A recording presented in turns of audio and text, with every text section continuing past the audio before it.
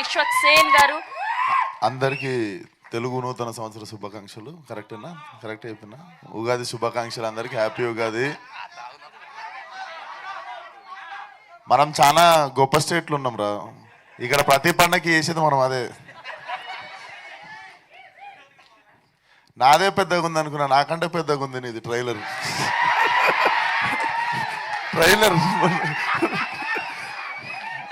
గామిది మొన్న నేనే 3 నిమిషాలు 50 సెకండ్లు ఉందనుకున్నా.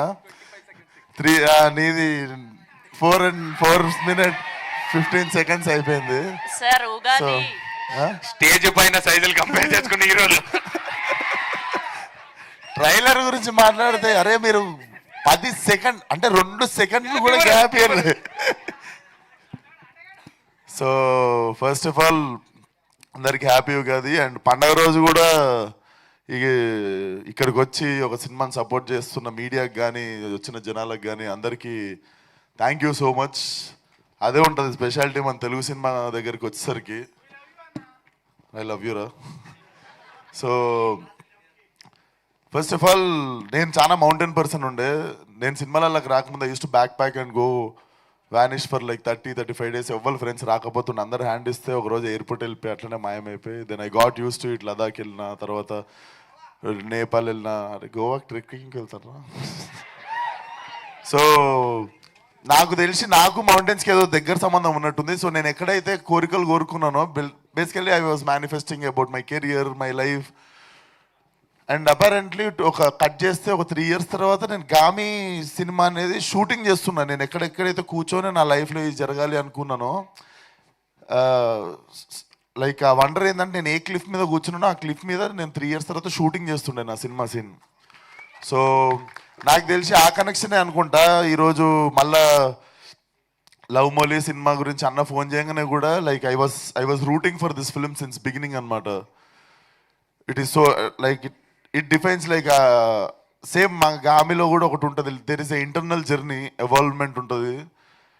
అట్లాంటి సినిమాలు మనం అంటే చాలా సినిమాలు ఎంజాయ్ చేస్తాం, బయటకు వచ్చిన తర్వాత కథ ఏంటో గుర్తుంటుంది కానీ ఎంజాయ్ చేస్తాం వస్తాం. It's not a bad thing. And కొన్ని సినిమాలు ఉంటాయి వెళ్ళిన తర్వాత మనల్ని హార్న్ చేస్తూ ఉంటాయి. I wish love Mouli is one of those films. And same నా గామి లెక్కన ఇంటర్నల్ జర్నీ. కాకపోతే గామిలో నేను బట్టలు వేసుకున్నా, నవదీప్ అన్ననేమో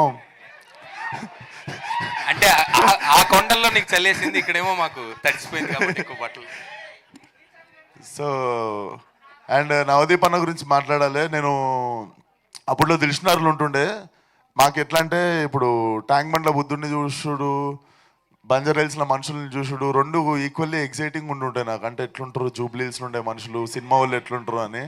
అప్పుడప్పుడు వచ్చేటండి షూటింగులు చూడనీకే అండ్ జూబ్లీహిల్స్ చూడనీకే. అప్పుడు వస్తే మోస్ట్ హ్యాపెనింగ్ యాక్టర్ ఎవరైనా ఉంటే నవదీప్ అన్న ఉంటుండే. చాలాసార్లు I used to be there రాండేవులు కానీ పలానా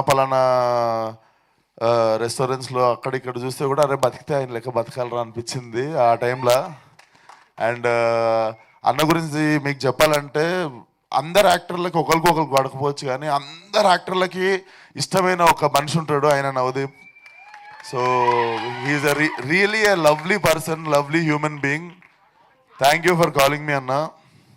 And this film should really become 2.0 for you. And I'm really rooting for this film. And everything, every bit of like trailer looks very fresh and very honest. Like honest ga cheste adi telvakundane manam engage ayi choostuntamu. And I can see so much of honesty in director and actors, like whoever worked for the film. Definitely this film should do well. All the best and good luck for the release. And లాస్ట్లో నా dialogue చెప్పా, మీరు guess చేయరు ఇది rhyming.